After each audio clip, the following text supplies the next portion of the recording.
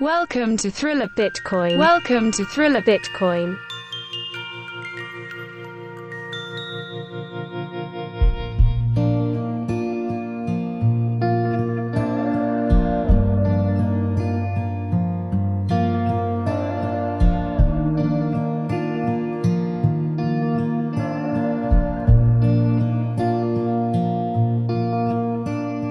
Beautiful girl, why are you so afraid? Beautiful girl, all of your fears make you brave. Why do you think that there's something wrong with you? Why don't you know that everyone goes through it too? You had to learn to fight in the middle of a war. What do you think about nostr? Wow. I think it's great. Yeah, I mean, a lot Is of it the really nostr guys- strange? Huh? Is it really strange? You can be honest. How strange is it? Honestly, I have a really great team around me, and they handle a lot of the nostr RSS stuff. I know the basics of everything, and I'm grateful for everyone because both like RSS and nostr, they both allowed us to have these two really cool, great shows that we had in Minneapolis a couple weeks ago. Yeah. Yeah, we'll dive into that. Okay, let's keep going down the nostr Okay. rabbit hole. When you first saw zaps and people were saying zaps, zaps, and zaps, zaps, zaps, what did you think? Did you think it was like, did you know it was Bitcoin? Did you know it was Lightning? Like, what was your first impression? Yeah, I knew it was Bitcoin and Bitcoin enabled. I thought it was really cool because I think it's one of the things that I've been saying on my on a lot of my social media platforms as I've kind of gotten into this new world is that like likes and hearts are dead, like Instagram and Facebook and TikTok and whatever, all the big social media platforms right now, they all run off of likes and hearts and whatever. And with zaps and lightning, like it's a new ecosystem. It's a new economy of value for value and showing people like, oh no, I actually really value your work. I'm gonna pay you a tiny little amount of whatever, but at the end of the day, I'm paying you for something that I see value that you're giving me. And with traditional social media platforms, it's just like, oh, okay, I'm gonna like this or heart this, when like what even is a like or a heart? It's not anything. It's little numbers being translated on some computer in Silicon Valley, where this is actually like a transfer of value, Oh my God. We should just end the show right there. You're no, seriously, you're exactly right. Yeah. It's because like, do you think it's clout that like, do you think that's what that with the likes and the retweets and all those type of things, like and the hearts, and do you think that's just clout? People are just clout chasing. Do you think that's what, and people maybe aren't ready for that yet?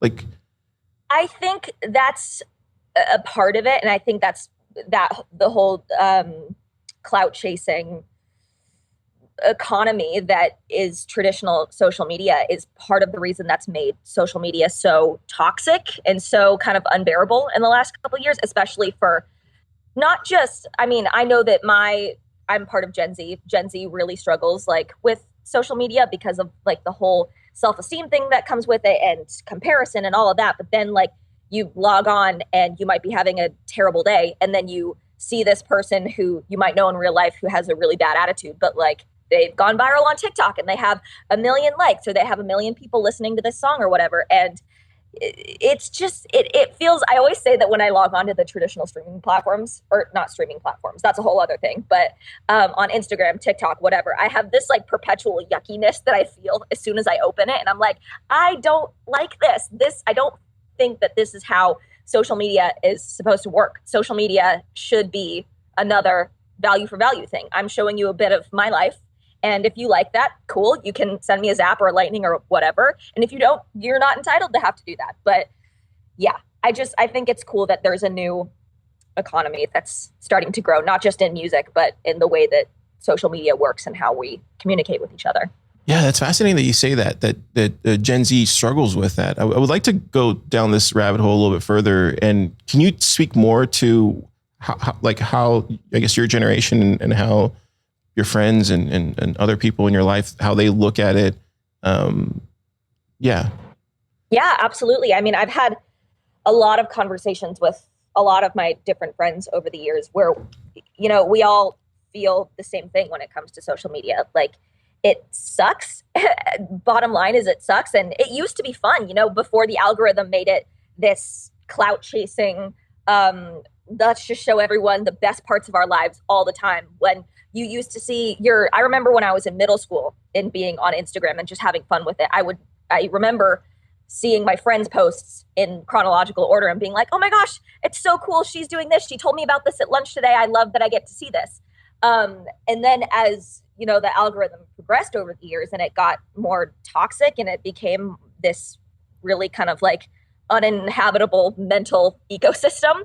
I've just had a lot of conversations with my friends about how we all feel that like, it's not about living your authentic life anymore and showing that. It's about putting your best foot forward at all times. But that is not what life is. And so the fact that we only see everybody's highlight reel, the fact that we only see everybody's, oh, I just won this award. Oh, I'm going on this tour. Oh, I'm getting engaged or I'm having a baby. Like, you only see the good parts, and that's not how life works. And so when that's all you see, it really can mess with your sense of happiness, your sense of like self and identity.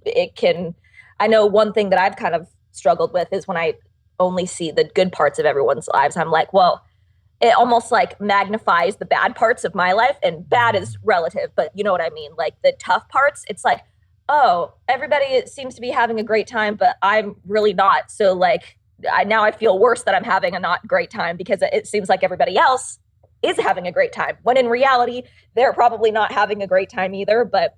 And that was a lot, but social media is a very meta thing.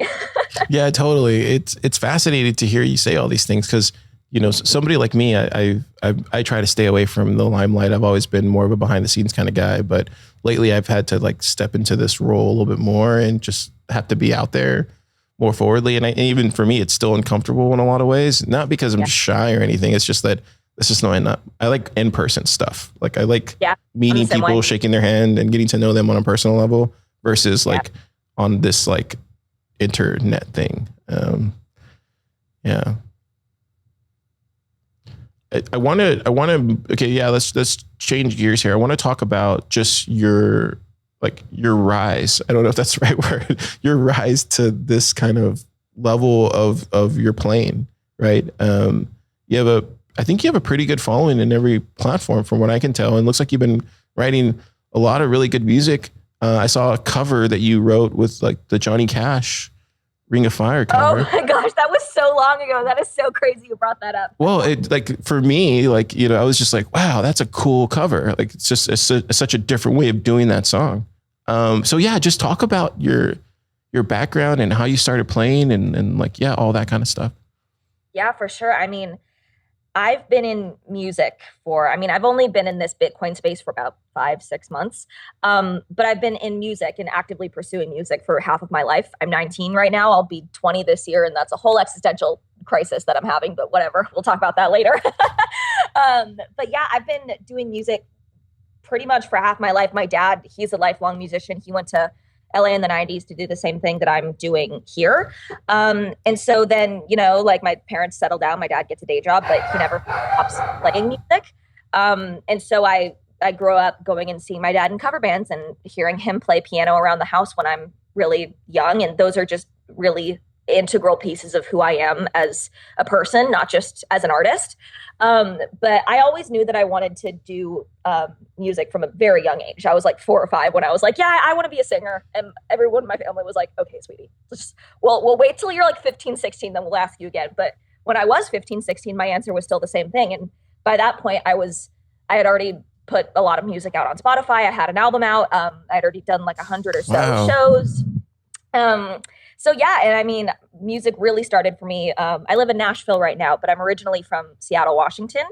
And that's really where music started for me. That's where, you know, I I kind of woke up as a person and I started writing songs about my feelings, and I started gigging around like in coffee shops or like doing fundraisers with my dad and then our family friend who was a musician too, where it was just me singing and then both these guys playing guitar on either side of me. That's amazing. Thank you. Yeah, I'm very fond of that time in my life and how that has really informed me as a person and a musician. Yeah, that's amazing. I was on Twitter the other day and there was like somebody, they were talking about Taylor Swift or something, and they like took a screenshot of like her first appearance at a mall when she was like a kid. And then to where she is now, it was just like, wow. Yeah. The amount of like tenacity and just like spirit, the musical spirit that lives within every one of us, I think. But can you talk a little bit about that and like what inspires you to keep pushing forward and doing these things?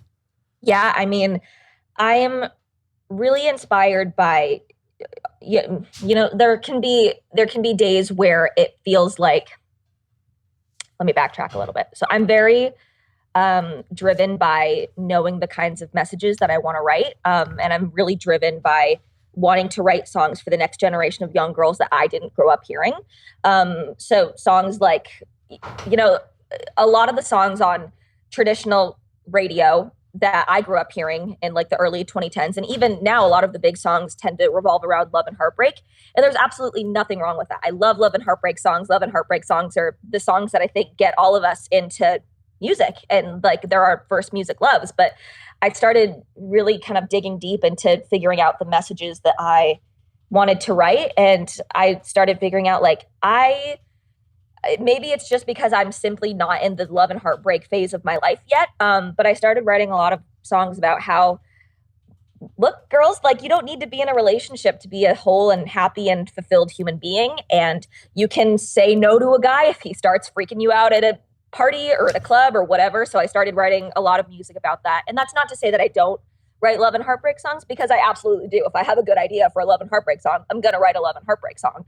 But so that really fuels me when I feel discouraged or whatever. I think back to wanting to be a role model for young girls who may or may not be looking up to me. And not even just young girls, just young people everywhere. I think that the love and heartbreak thing can transfer to young boys too. They can just young people everywhere. I think this is another thing that I've kind of noticed about my generation and a little bit younger. Like I remember being in middle school, like 12, 13 years old, being like in class, and there's this girl next to me crying about like, he didn't text me back and this boyfriend. And I'm like, you are 13. You basically came out of the womb yesterday. Like there's time for this. Can we just like focus on our social studies and then like let the boys and the girls and the heartbreak, whatever, come later. So that really informed a lot of my songwriting too. So then when I get discouraged, I really think about how I think that could be a really good message. And that's the main message that I want to portray if I ever am lucky enough to have an audience of young girls looking up to me. Yeah. So let's talk about that. Talk about the people that listen to your music and your fans, and What do you hear from them? What do you like? What sorts of things do they find interesting about the music that you're creating?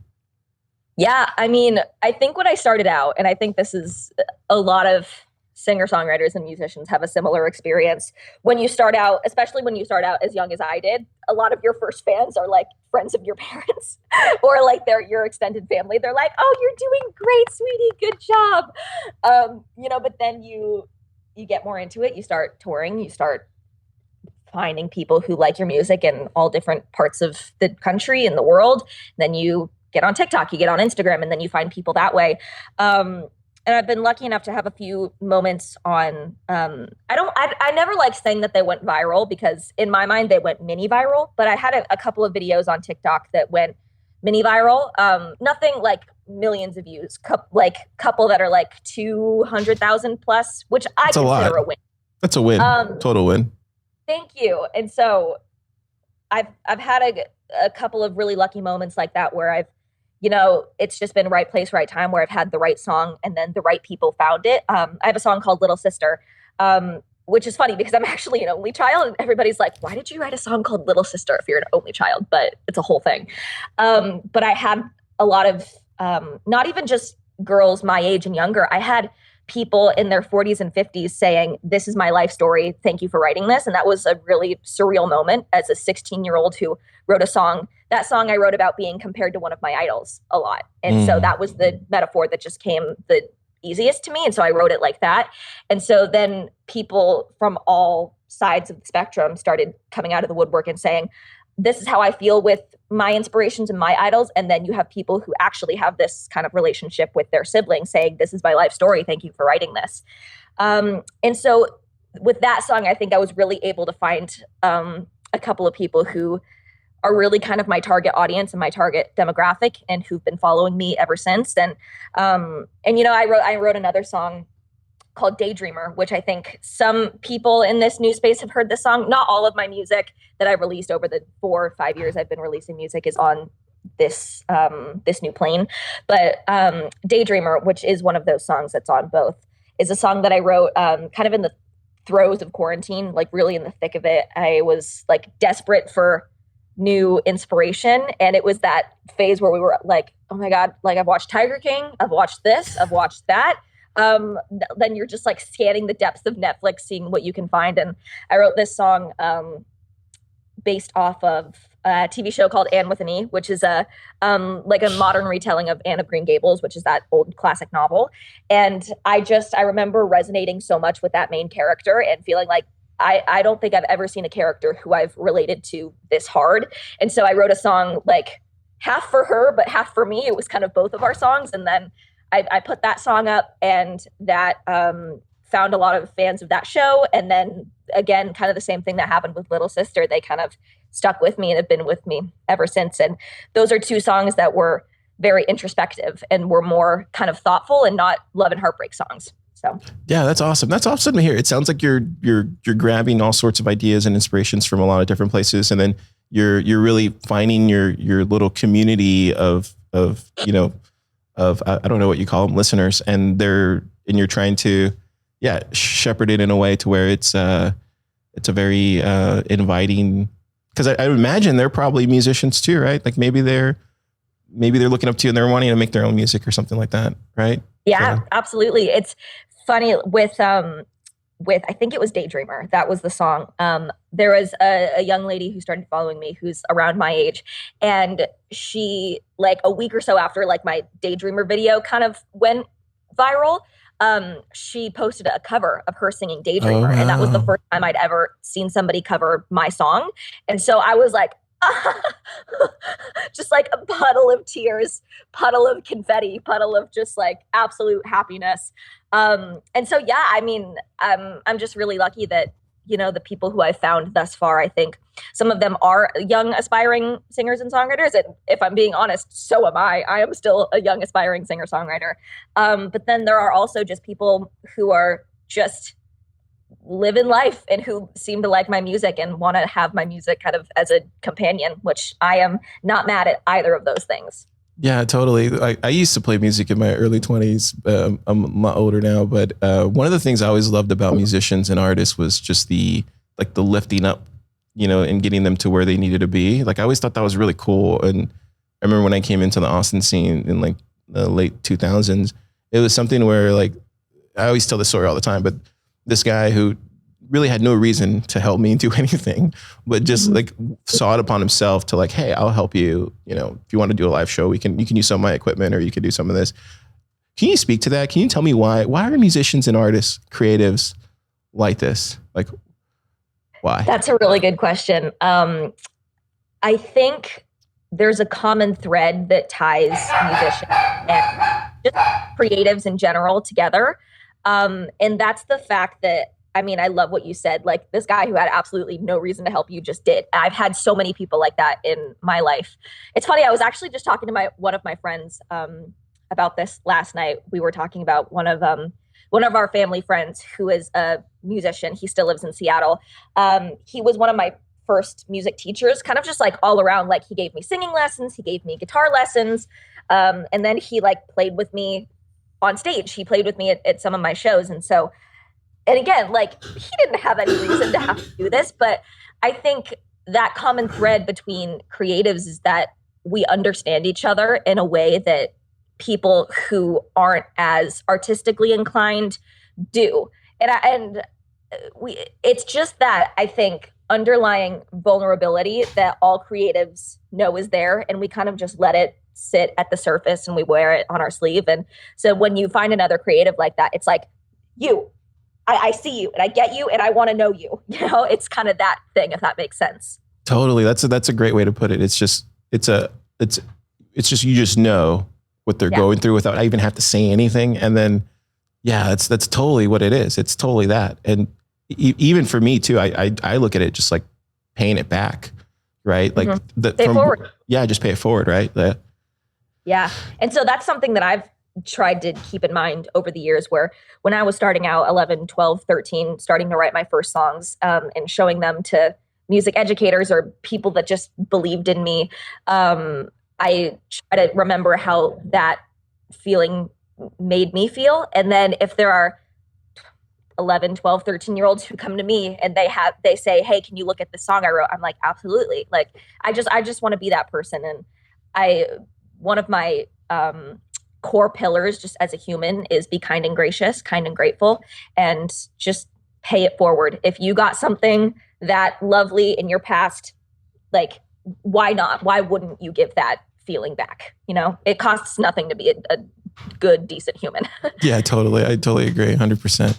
Yeah, that's awesome to hear. So let's talk about the live stuff. So how I guess at what age did you start performing live? And then on top of that, like, we can get into the Fountain stuff and how all that transpired. But like, tell me about your regiment when it comes to that. Cause it seems like you're already seasoned as far as I can tell. Seriously, like I was stuck in a garage for like 2 years because we were so terrible. We would get the cops called on us. Seriously. I'm sure that's not the case. But like, and then after a while, people would just start showing up at the garage, just like random people would just walk by. And then before you know, you have people sitting out there listening to you practice. And it's the truth. Tell me about, how did you get so good so fast? Like doing stuff. Well, thank you. That's very kind of you to say. I appreciate that. Well, it helps that I grew up with a musician father. I was always singing around the house and knew, again, that I wanted to do music in whatever capacity that looked like.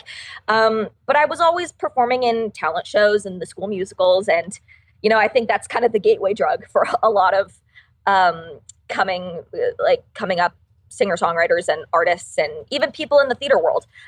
Like, you get that little taste of it in school performances or in choir performances, and you're like, I like this. I want to do more of this.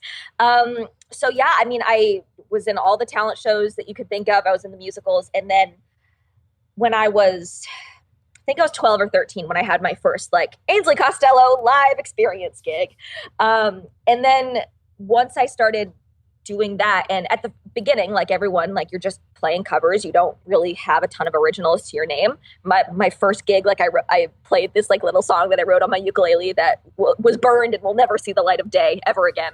But you start out like that, and then you do it enough times that it becomes second nature, and you're like, this is my second home. I am just as comfortable on this stage as I am talking to my parents in the kitchen, that kind of thing. Oh, wow. So then, I think my first gig happened when I was 12 or 13. And then not long after that, I found a band, and then I started doing a lot of shows, not just in Seattle. I've been really lucky over the past however many years I've been doing this. I think I've done 150-ish shows in like 20-ish states, something like that. In how many years? How old am I now? I'm 19. I started performing when I was 12 or 13. So give or take 5 or 6 years. Wow, that's a lot of shows. Thank you. I mean, it's my favorite thing to do. And I just knew that it was my favorite thing to do earlier in life. Some people know what they want to do earlier in life, and that was just what I was. And it's totally cool if, you go through college and you don't know what you want to do and you're like, oh, now I know what I want to do. But I was always of the mindset of, I know what I want to do, and I know that this isn't going to change. So why not just hit the ground running? And I mean, there were a lot of people who pushed back on that, who were like, you're 12, just do 12-year-old things. And I was like, no, I'm good. And I had really supportive parents who saw something in me and believed in me, who freaking moved me to Nashville. Wow. And so, they were the ones who helped me get going. And got me my shows in LA and New York and North Carolina and Nashville and whatever. And yeah. Yeah. So what's so, yeah, let's talk about Nashville real quick. Cause I definitely want to know that. I've been there. I love Nashville. Nashville's an amazing place. Tell me about Nashville. Tell me about what the scene's like there and like, and why it was important for you to move there to do music. For sure. Sorry. When I was 15, we moved to Nashville when I was 15. And I will also note, we moved here in March of 2020. So about 20 minutes before the world exploded into a dumpster fire. I had a very idealistic view when I was like 13, 14, really starting to set my sights on Nashville. I had a really idealistic view of Taylor Swift moved to Nashville, Shania Twain moved to Nashville, everybody moved to Nashville, and this seems like the place you have to go to be a music person. And so once I had finally convinced my parents were down to do it. We get here. And my experience with Nashville, I always like to preface this, like my Nashville experience by saying my Nashville experience was very skewed. I didn't move here in a time where Nashville was really Nashville. I feel like the punchline is I moved here from Music City and I just got city because I moved here 2 weeks before the pandemic started. Gosh, yeah. And so because of that, it took a little bit longer for me to really find my people and to find my crew. I mean, don't get me wrong. The first year I was here, even though everything was virtual, I really got hooked up to a lot of great songwriters who helped me hone the craft, helped me learn how to write the Nashville way. And so, once I kind of, you move to a new city and it's kind of like you're at the bottom of the food chain. You say yes to everything because you're like, I might write with this person and it might not be good, but it might lead to something else. Or we might write this song. I might not love this person as a writer, but we might have just gotten a song that I like, that kind of thing.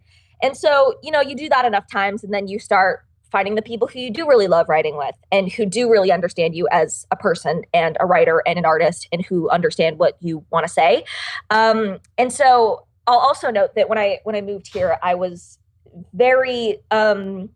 still very much in the pop country world. My first album that I put out when I was 15, that also came out a week before the pandemic hit, was very pop country because I wrote that album in my bedroom in Seattle.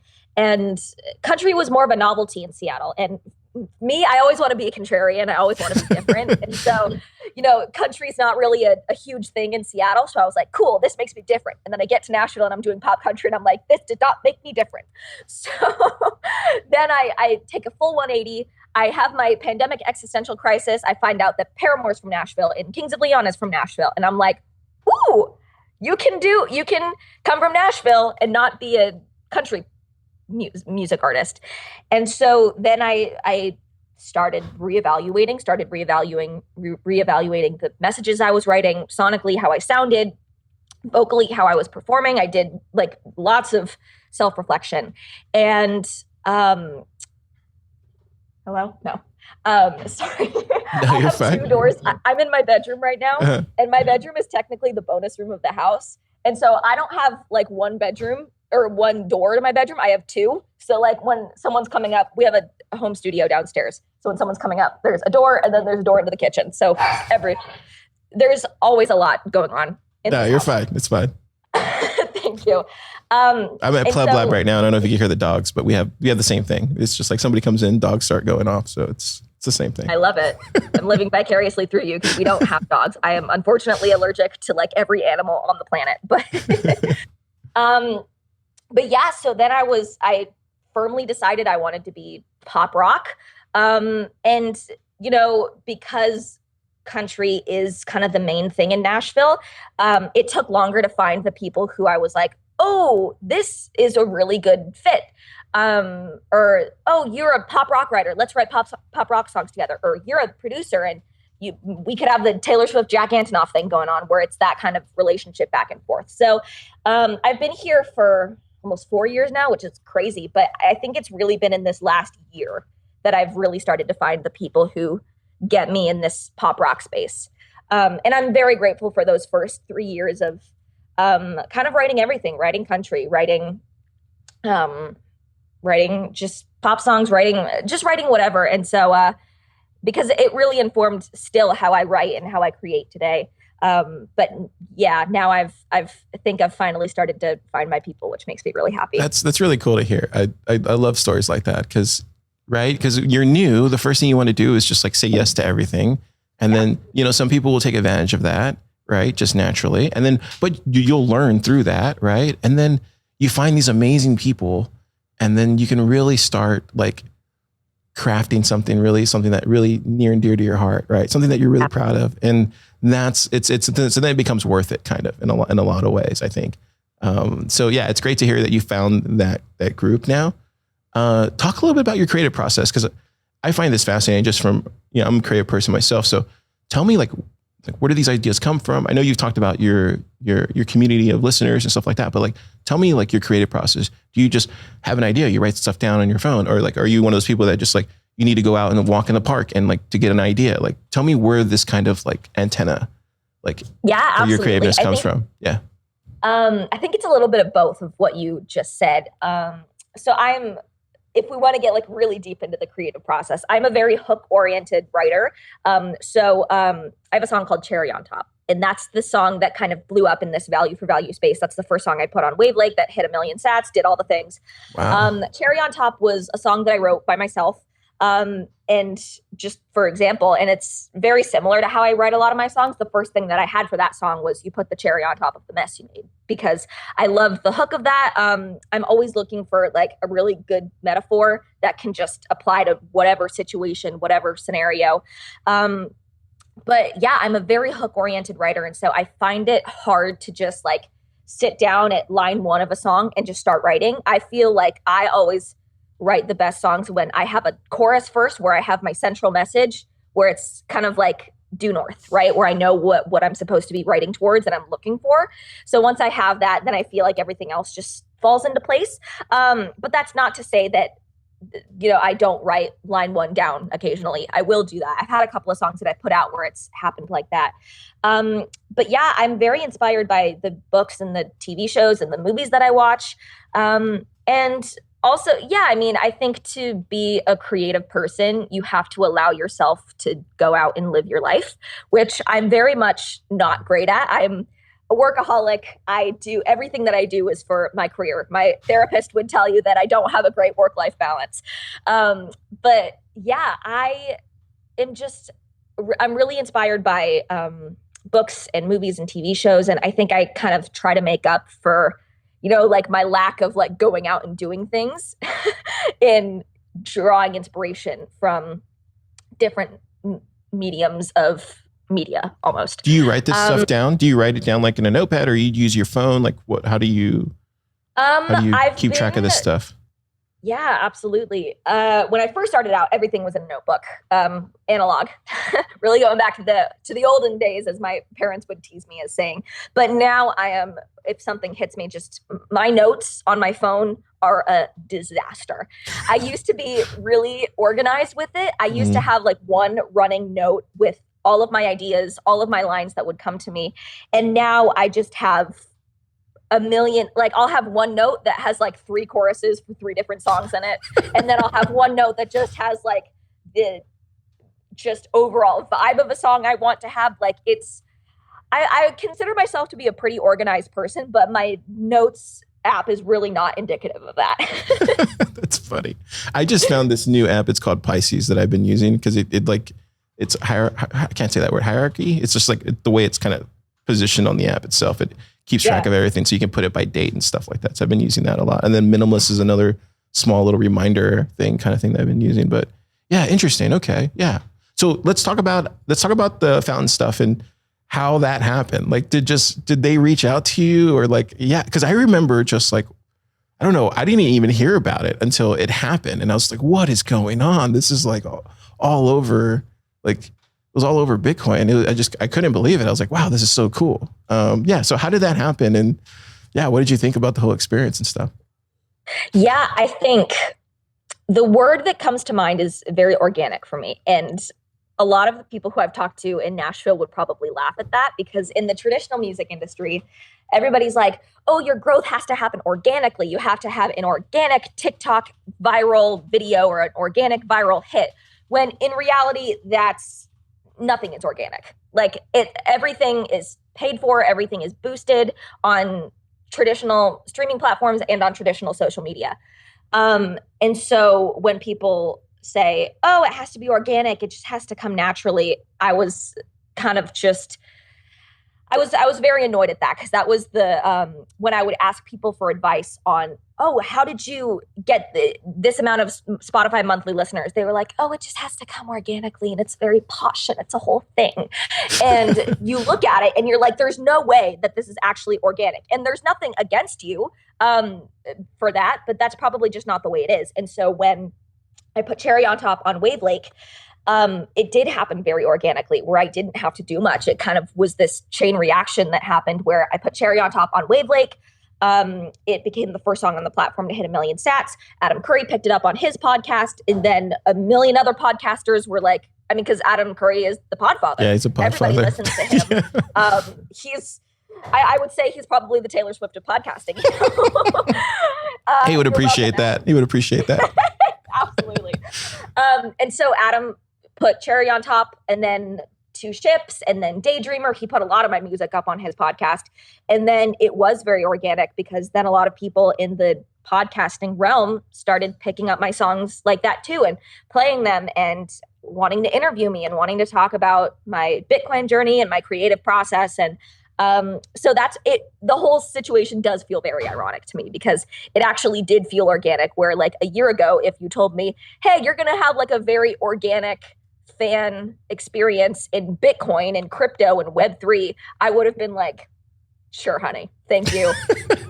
Let me go post my 45th TikTok of the day and get nowhere. That's funny. Gosh. Yeah. So how does it typically work just in the normal like music space? You said there was boosting and all sorts of things. It's like a pay to play type of thing, I guess, or like normally, is that how it works? Yeah, I think so. When you go into the music industry, I think everybody, no matter what age you're in, if you're kind of a newbie, you're going to have this idealistic view of it.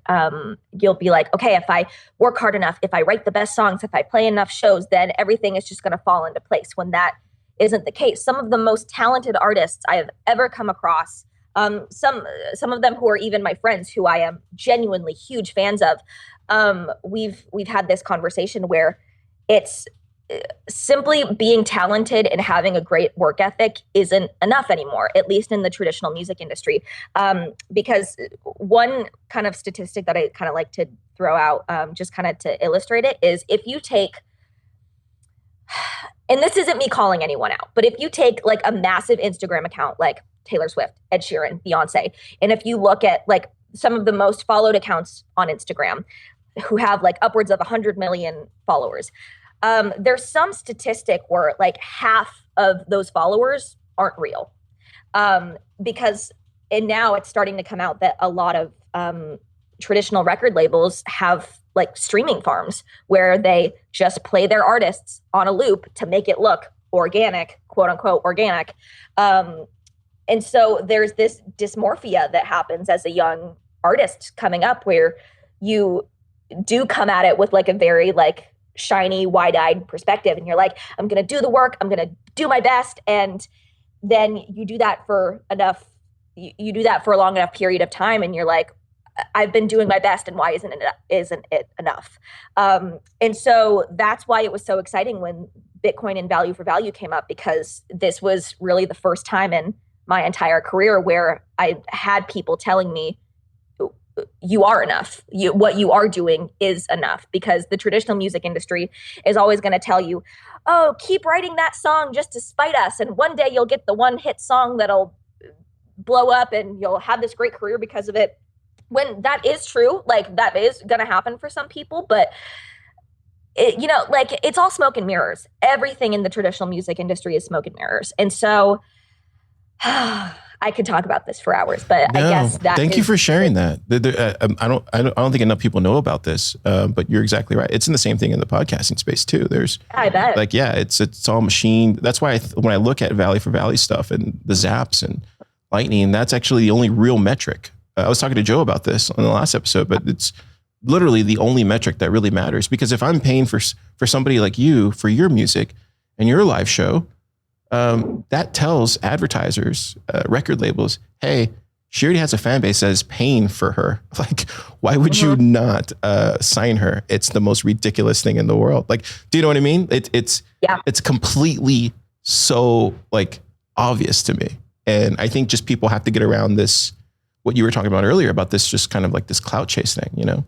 Exactly. And that's why I think this is so exciting, because in the traditional music industry, a label today won't even look at you if you don't have at least 100,000 followers on all of your platforms. And they tell you, yeah, we want you to have a following before we come and pick you up. When, if you historically think back on the music industry, that's not what labels do. Labels pick someone because they have potential, and then they put the backing behind them. Today, labels are really just funding for what you're already doing. And so with this, with value for value in Bitcoin, there is actually an opportunity to get a fan base, to get your fans, because again, in the traditional music industry, it's so hard to find your fans because it's so saturated and it's so diluted. I was having a conversation with one of my friends about this a couple of weeks ago, and she said, like, what was it? She said, when everybody has access, nobody has access. That's the way to look at it. And so now that this new space is allowing us to find our people, find our fan base who does value our music, I don't understand why labels and stuff wouldn't be excited about this, because now, like, we're giving you what you've been asking for. Yeah, we're showing you value, like real world value, and not just like in the money, like just like in the like cash or dollars. It's like, no, this is like intrinsic, you know, finite value here. This is like Bitcoin. Yeah. People are giving you Bitcoin. It's crazy to think about. Cool. Let's touch on the. I want you to describe just like that moment when you were seeing all this live zapping and all that stuff. Like, tell me what was going through your head. Did you know like it was going on the nostr side of things? Like, how was that experience? Yeah, I think at first I didn't really know what it was. I was kind of like, I don't know what this is, but it's cool.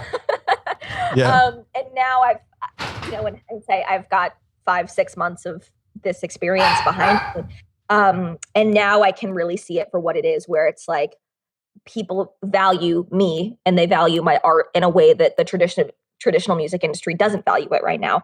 And so, yeah, that first month or so when Cherry on Top was getting all of these sats on Wavlake, I remember my parents and I looking at it, like kind of checking it each morning and being like, what are sats? I mean, it's cool that I'm getting a lot of them, but what is this?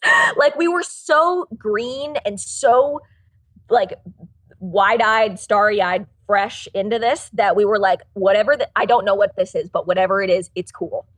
That's awesome. Yeah, there's a lot of free education out there. I'm sure your dad and your parents are doing a lot of reading, and you should too as well. Like, but it's really cool. It's great to see what. So let's talk about the apps like Wavlake and Fountain and these kind of companies that are kind of running with this.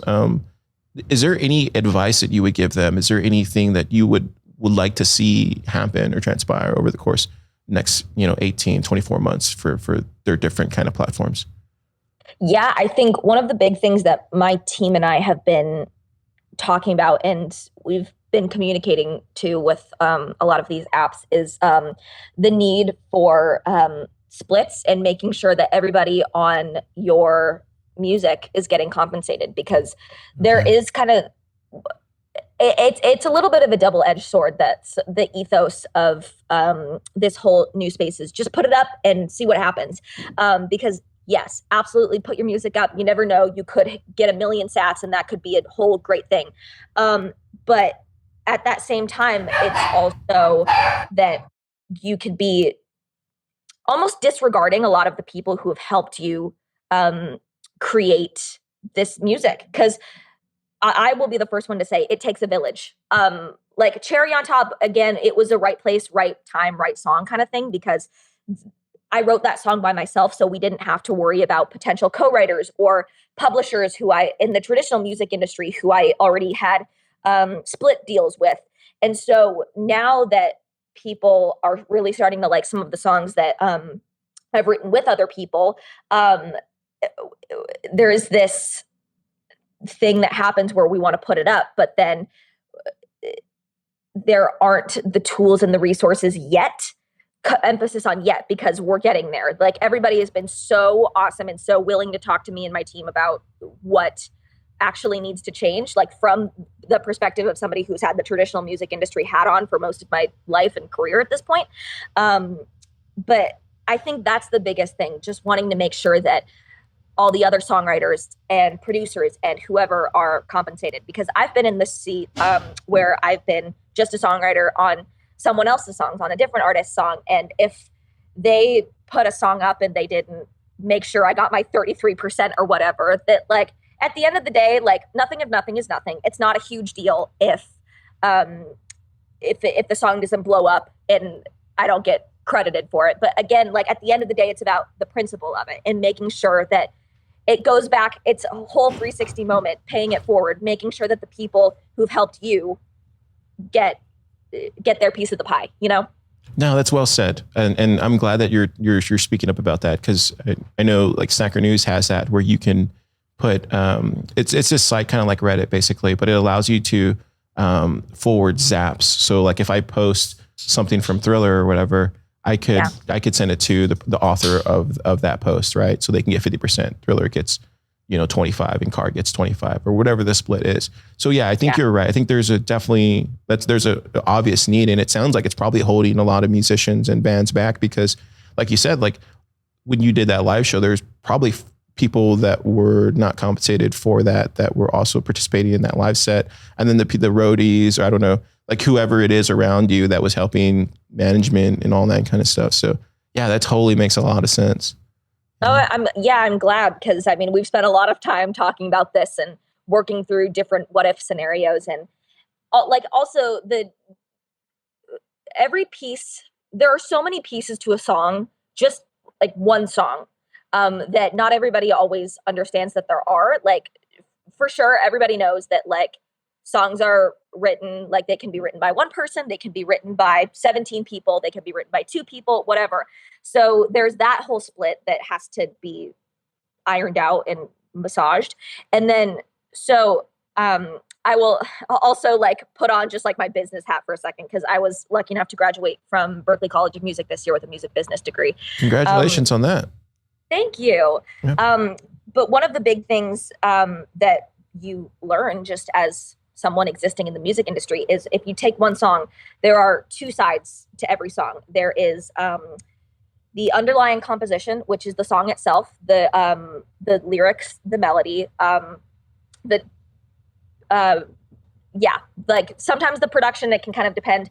And then there is the master recording, which is the recording of the song. It's not the actual song. So there's 2 sides to everything. And in the traditional music industry, people would think that with songwriters, that would be the thing that gets paid more, because there is something called a mechanical royalty, where, like, you get percentages of a penny for every stream or something, but you actually get paid more on the master. And so, which is, again, the recording of the song. It's not the underlying composition. It's just the recording of the song. And so, as we've been working through this whole new space, people have been starting to understand, okay, we definitely need to pay the songwriters and the producers and the publishers on this. But that's just one side of it. Then you also have the master, which, and depending on the deals that you have with your co-creators, sometimes a producer might want to be paid, like, upfront, like, you give the producer $1,000 for a song, and then they'll want a royalty on 10-20% of the master. So they're getting paid on both ends of it. And so it can get so fuzzy and so complicated. And there's way more to how you split up a song and how you make sure that everybody is compensated than you would ever even think or imagine. Yeah, it sounds really, it sounds intense, as far as, like, making sure that you personally and your name and reputation stays, organically aligned, and also just principled, and then also you need to be compensated. Like, right? For sure, the artists themselves. And you're probably one of those people that just forgets to think about you too, right? Like that's just normal musician creative behavior. So yeah, absolutely. No, I think it is always my first instinct to make sure that everybody else is taken care of. And like it sucks, but like sometimes that isn't always everybody's MO. That isn't always their first instinct to do the right thing. And like you're in the music industry for long enough, you have firsthand experiences with that, and you're like, oh, that kind of sucks. That wasn't the right thing to do, dude, but whatever, move on. And so because I've been on the opposite end of that, where people haven't always done the right thing, it informs me really wanting to do the right thing. Not just because of like me wanting to stay out of the fire. I mean, sure, that's part of it, but also wanting to make sure that everybody gets paid and compensated and credited. Yeah, good on you. That's the way to do it. Open eyes, full heart, and just doing it that way. Totally. Always try to do it like that. Thank you. Yeah. So I think we're coming up to the top of the hour, so I just want to ask a couple more questions. But so what do you have planned for 2024? Where can people find a lot of what you're creating these days? Yeah. So everything that I've done so far, you can find on all of the Podcasting 2.0 apps. But I would say I've been this last week, I've really started plotting and scheming for all of the music that I'm releasing this year. Because I didn't release any music in 2023, which was really scary, but it was also really necessary because I had to take some time and let my writing catch up to my life. Because in the traditional music industry, they really just want up and coming artists right now to do singles and just constantly have singles coming out every 6 weeks, which is good. But then at the same time, like sometimes your writing and your life kind of like they're not always in sync. So sometimes you're like, oh God, I need to live my life for a second and I need to not write anything. And so then it can become a whole thing. But so I took last year to really focus on living and writing and finishing school. That's important. Yeah, for sure. But because I took that year, I've got an album's worth of material that I'm really excited about, and I'm really excited to start sharing this year. So I would say look out for a lot of new music from the Loud Blonde Chick this year. I mean, I don't want to give away too much, but I'm really excited, and I'm really grateful to everybody who has supported me in this new space. And I want to show you how grateful I am by giving you some more music, and that will be coming sooner than you think. So that's awesome. Yeah, I can't wait to see. Yeah, it looks like you have prepared well in advance since your move to Nashville. It sounds like, and then now you're just like 2024 is going to be your banner year. That's what it sounds like to me, that you're scheming, plotting out there. But that's cool to see, though. Thank you. Yeah. I took that's a page out of the Taylor Swift handbook for success. Oh, boss. Yeah. Cool. Let's do rapid fire real quick. This is just like really quick questions. Favorite album of all time? Oh God. I'm going to say, cause I was in a really big George Michael phase this year. I'm going to say Faith by George Michael right now. Really? Wow. Mm-hmm. That's interesting. I would have never thought that. Wow. That's interesting. I love him. My dad got me the George Michael biography for Christmas, which I haven't read yet, but it's just like sitting there and I'm so excited about it. That's funny.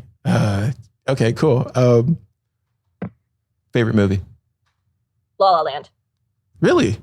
Mm-hmm. Why that one? What's so special besides Ryan Gosling? I mean, well, I mean, we can't really talk about anything else. No, the music in that movie is phenomenal. I listen to that soundtrack all the time, but I think part of the reason that I really love that movie is because, I mean, I don't want to spoil it, but it's been out for like 6-7 years at this point. You can spoil it. I love the fact, weirdly, that they don't end up together, because I think so much of what we see in traditional media is like the girl puts aside her own dreams and her own career for the boy, and that's opposite in this movie. Like they put themselves first, and of course, like it's bittersweet. Of course, you want to see them end up together, but I love that the message that it sends is like, you're allowed to go after your own dreams and you don't have to give up your goals just to make someone else happy, which I love about that movie. Yeah. Interesting thing about that movie is the director, the filmmaker, the guy who crafted the story and then got it, created it. He also directed and created First Man. I don't know if you've ever seen that. but it's about Neil Armstrong and about his mission mission to the moon, and that's like one of my favorite movies. And it's funny to see him create something like First Man and then to do something like La La Land. I'm just like, wow, like it's range. Just the range, right? Like, anyways, the director's name that's Damien Chazelle, right? Yeah. And he also did the drummer one. I don't know if you ever saw that movie, the Whiplash. Yeah, he also did that one too. Yeah, I did see that. That was really good. Yeah. Okay, cool. And then so this is my last question.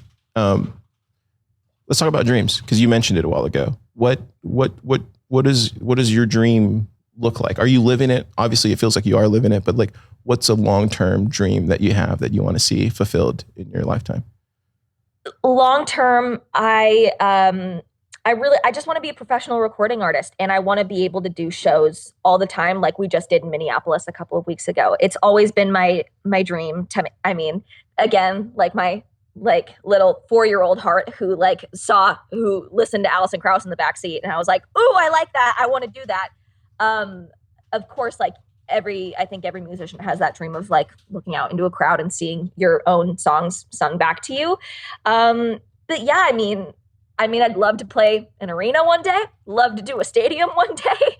But yeah, I think I just want to constantly be creating music, and I want to be able to live off of that music. I don't want to have to go and get a side job. And there's nothing wrong with that. There's absolutely nothing wrong with that if you have to do that to make ends meet. But I want music to be my main thing, and I want that to be the thing that I can live off of. And I'd like to buy myself a nice house too. But that's a great dream, and I no doubt you'll get there for sure. Daydreamer,